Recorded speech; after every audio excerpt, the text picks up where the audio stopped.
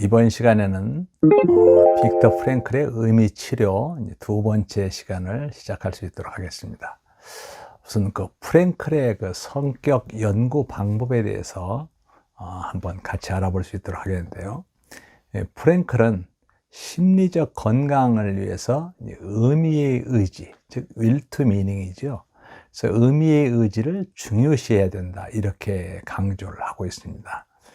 실제로 이것은 바로 이제 그 모든 것을 하나의 그 조직하는 그 골격이다, 이렇게 얘기를 할 수가 있는데요. 우선 첫 시간에 잠깐 얘기한 것처럼 이 이름부터 한번 살펴보면요, 그리스 어원에서 나오는 이제 로고스, 이 로고스는 바로 이제 의미라는 뜻이다라고 얘기할 수가 있는데요. 의미 치료라는 것은 삶의 의미를 찾기 위한 독특한 그런 치료 방법일 뿐 아니라 실존의 의미와 또 의미를 찾고자 하는 그 인간의 욕구를 다루는 이론이다, 이렇게 얘기를 할 수가 있습니다. 그래서 이 의미 치료는 기본적으로 의미가 결여된 채 세상을 살아가는 사람을 다루는 하나의 그 심리 치료 방법이다, 이렇게 얘기를 할 수가 있죠. 이미 프랭클이 지적했듯이 인간의 본성, 즉 생활 철학에 입각하지 않는 그런 어떤 심리 치료 형태는 있을 수가 없다, 이렇게 얘기를 합니다. 그러니까 인간의 본성 이론과 생활 철학에 입각하지 않는 그런 심리 치료 형태는 있을 수가 없다는 거죠. 다른 이론가들의 경우와 마찬가지로 여기서는 성격을 변화시키기 위한 치료 기법보다는 성격 이론에만 초점을 맞춘다라는 것을 여러분들이 생각을 할 필요가 있습니다. 의미 치료에서 추론한 인간 본성에 대한 그 이론은 말 그대로 의지의 자유죠. 또 의미의 의지, 또 삶의 의미, 이런 세 기둥 위에 세워져 있다, 이렇게 볼 수가 있습니다.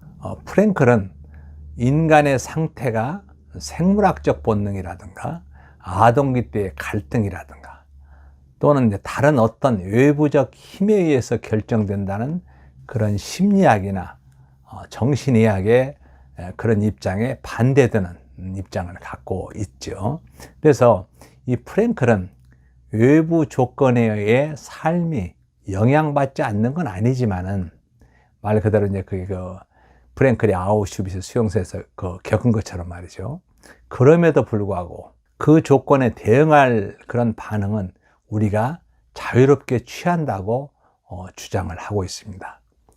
우리는 외부 세력에 무감각하지 않지만은, 그러니까 그 외부 세력에 의해서 환경이 변화될 수 있게 되기도 하지만은, 즉 그 힘을 다룰 입장을 정하는 것은 바로 우리의 자유다라는 거죠. 그래서 환경과 운명 위에 우리를 서게 만드는 것, 이게 본원적 자유다, 이렇게 얘기를 하고 있습니다. 다른 두 개의 기둥, 즉 의미의 의지와 삶의 의미, 이것은 자아를 구하는 게 아니라 바로 실존의 목적을 뒷받침해 줄 그런 의미를 끊임없이 구하는 우리의 욕구와 관계된 것이다, 이렇게 얘기를 할 수가 있습니다. 자신을 초월해 갈수록 말 그대로 대의나 다른 사람을 위해서 자신을 내어줄수록, 그렇죠? 우리는 보다 완전히 인간다워진다는 겁니다. 그래서 자신을 초월해서 어떤 사람이나 일에 몰입하는 것은 건강한 성격 발달의 최종적 기준이 된다는 거죠. 의미를 찾는 데는 개인적 책임이 있다는데요. 개인적 책임 외에 어느 누구도, 어떤 다른 것도, 말 그대로 부모도 배우자도 국가도 우리에게 삶의 의미와 목표의 의식을 채워줄 수 없다는 거죠. 그래서 자기의 길을 발견해서 일단 발견한 길을 지속하는 것은 우리 각자의 책임이다라는 겁니다. 프랭클처럼 자유로우면서도 책임있게 존재의 상황과 대결해서 그 속에서 목적을 발견해야 된다는 거죠. 그래서 삶이란 끊임없는 도전인데 그에 대해 취하는 반응이 생각 속에서가 아니라 행동에 나타나 삶에서 발견한 의미를 밖으로 표현할 수 있어야 된다는 겁니다. 프랭클은 삶의 의미가 결여되어 있는 그런 상태를 일종의 신경증이다 이렇게 얘기를 하고 있어요. 그래서 노이제닉 신경증이라고 또 부르기도 했죠. 그래서 이 상태는 무의미, 무의도, 무목적, 공허감 이런 것들이 이제 특징이 되는 거죠. 그래서 프랭클은 동료 포로에 대해서 이렇게도 썼습니다. 슬프게도 그에게는 삶에 대해 아무 감각이나 목표나 의지가 없으므로 추구해 나갈 궁극점도 없었다라고 얘기합니다. 결국 곧 파멸해버리고 만다는 거죠. 그런 사람은 삶에 설레는 그런 충만감 대신 프랭클이 현대에 만연해 있다고 믿는 그런 실존적 진공 상태에서 살아간다는 겁니다. 많은 이들이 이 노이제닉 신경증의 증세인 어떤 무료함이라든가 무감각에 시달리고 있는 것은 대개 두 가지 상태의 어떤 결과라고 볼 수 있는데요. 그 두 가지는 뭐냐면, 첫째로는 인간이 하등동물에서 진화하고 나서 그들을 자연과 연결시켜주는 자연적 욕구와 본능을 잃은 결과다. 또 이것은 어떤 제재로부터 우리가 자유로워진 반면에 우리가 행동하는데 본능적 지침이 없어졌다, 이런 뜻이라고 얘기를 합니다. 그래서 우리는 행동할 바를 능동적으로 결정해야 된다는 거죠. 두 번째로는 20세기 후반에 우리는 행동을 규정해 줄, 그러니까 습관, 어떤 전통, 가치 이런 것을 거의 갖지 못한 결과라는 거죠. 종교적 조직성과 사회적 그런 약속이라고 그럴까, 이런 것이 약화됨에 따라서 결정을 내리고 책임을 지는 것이 우리 자신에게 달려있게 된 겁니다. 그래서 프랭클은 자본주의 사회에서나 공산주의 사회에서나 문화 속의 광범위하게 실존적 진공 상태가 나타나는 그런 증거들을 발견을 하곤 했죠. 그래서 특히 미국에서 급속히 이런 것들이 퍼져나가고 있다, 이렇게 보는 거죠. 그래서 만연한 노이제닉 신경증을 해결하기 위해서 프랭클이 제시한 것은 삶의 의미와 어떤 목표감의 회복이다, 이렇게 말할 수가 있습니다. 그렇게 못하면 심리적으로는 병적 상태에 있을 수밖에 없다는 거죠. 말 그대로 의미 치료는 삶의 의미를 주는 이런 그 세 가지 방법을 제시하고 있는데, 바로 창조적인 작업에 의해서, 또 경험으로 세상살이에 얻은 것을 통해서, 또 고통에 대한 취하는 그런 태도에 의해서 이렇게 얘기를 하고 있는 것을 볼 수가 있습니다. 특히 이제 그 프랭클은 인간 실존의 필수적인 조건 세 가지가 있다고 얘기하고 있는데요. 저는 영혼성과 자유와 그리고 책임을 얘기를 하고 있습니다. 영혼성은 한마디로 정의하기가 좀 어려운데요. 다른 형태로 바꿔 말할 수도 없습니다.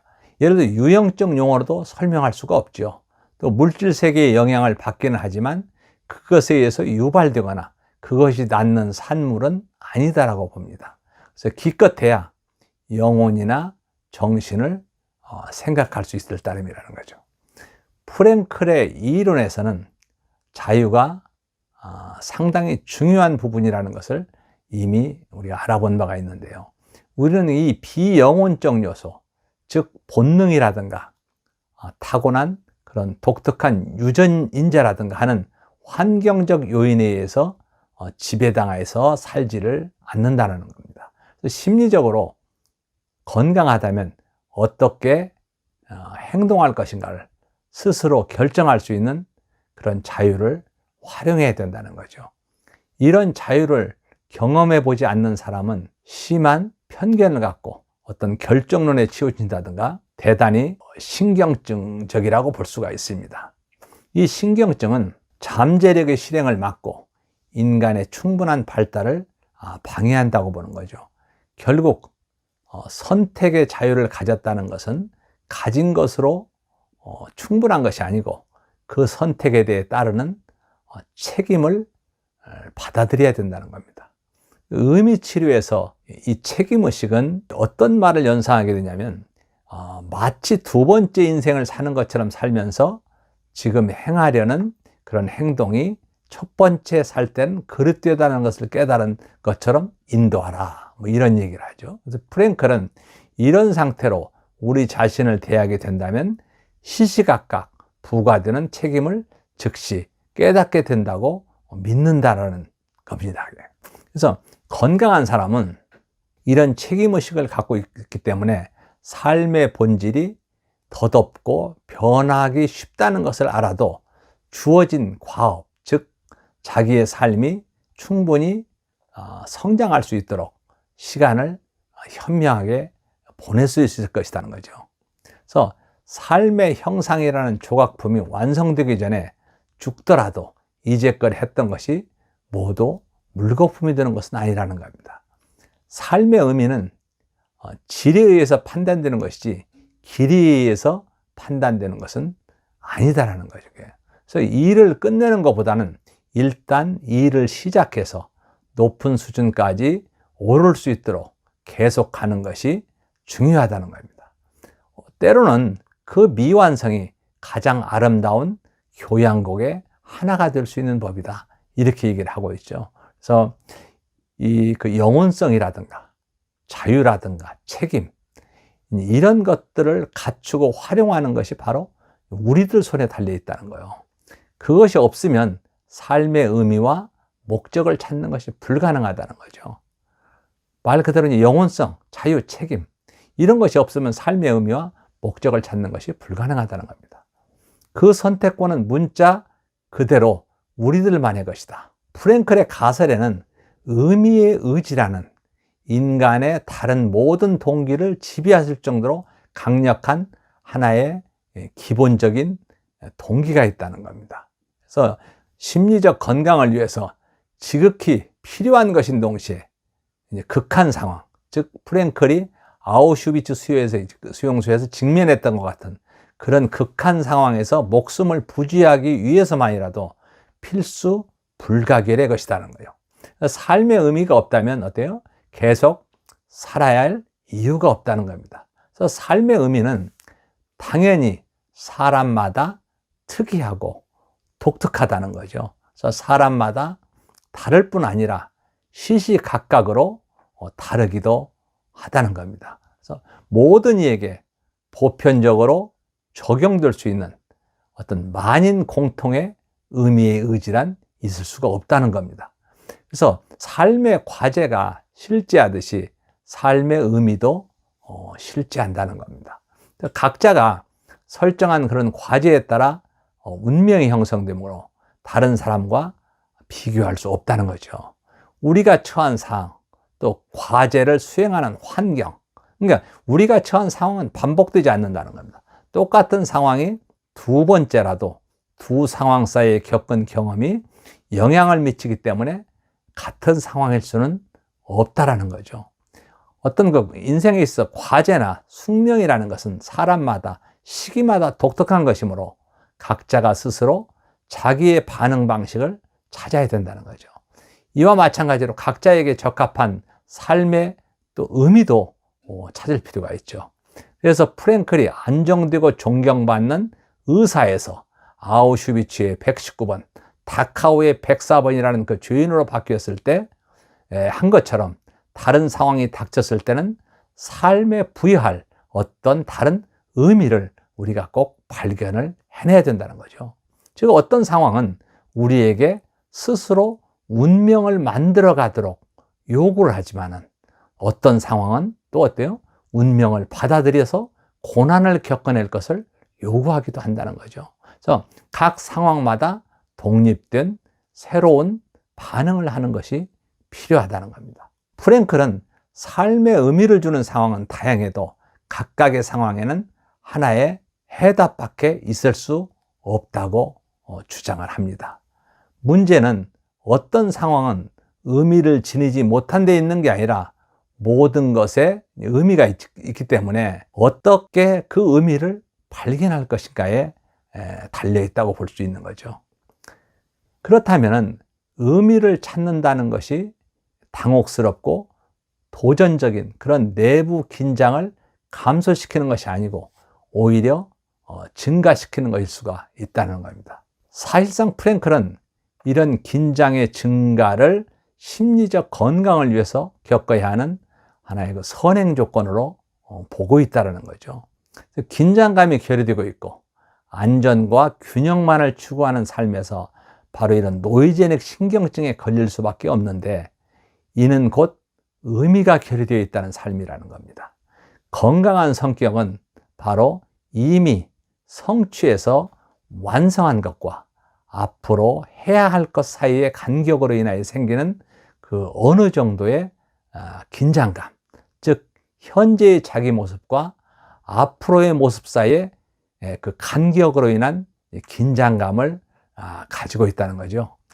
이러한 그 간격으로 인해 건강한 사람들은 그 삶의 의미를 느낄 수 있는 그런 목표에 도달하려고 노력을 하게 된다는 겁니다. 그래서 이런 사람들은 실행할 새로운 목적을 가지려고 끊임없이 삶에 도전하게 되죠. 그리고 이런 계속적 도전이 삶의 정열과 희열을 가져다 준다는 겁니다.